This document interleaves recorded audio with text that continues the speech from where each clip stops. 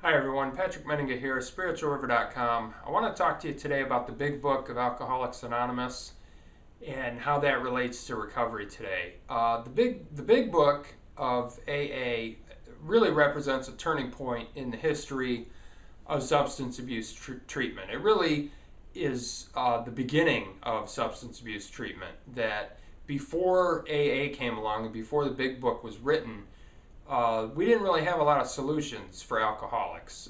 They typically locked them up in jails, institutions, insane asylums. People were just locked away because they didn't know what to do with the alcoholic back then. They didn't have a plan. They didn't have any solutions, and not any good solutions. And so when AA came along, they wrote the big book, and it gave people this hope that, okay, you can put a bunch of alcoholics together in an AA meeting and they can help each other to stay sober. This was revolutionary. Nothing like that really had existed or gotten big before the big book came along. So it was a big turning point. Another thing about the big book of AA is that it lays out a number of spiritual principles, and it lays out a number of other principles that are sort of the foundation of recovery, and they're fundamental for recovery. So in other words, there's other programs of recovery that have nothing to do with AA and nothing to do with the big book.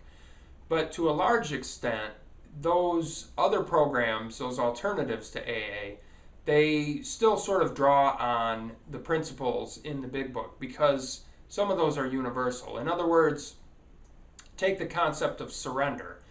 That any program of recovery is probably going to incorporate that principle of surrender, that you have to let go and you have to turn your life over to something else. And if you can't do that, then you've got no hope for recovery. They outline that principle of surrender in the big book of AA, and so they sort of figured it out first. Other programs borrow that same idea. So the fundamentals are all in that big book of AA. The book is a little out of date, and there's some criticism against it. There's a chapter called Two Wives that's very sexist and was obviously written in a previous era.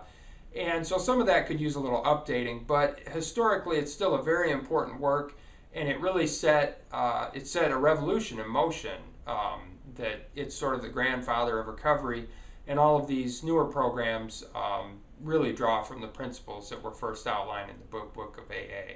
So it's still an important resource. You can still get a lot out of it, and ultimately you can use it as your recovery tool, and it will work for you if you follow the principles in it. If you're struggling today, I would urge you to go to an AA meeting, go to treatment, get on the phone, call up a treatment center, and get your life turned around so you can be much happier in recovery than you are struggling in addiction.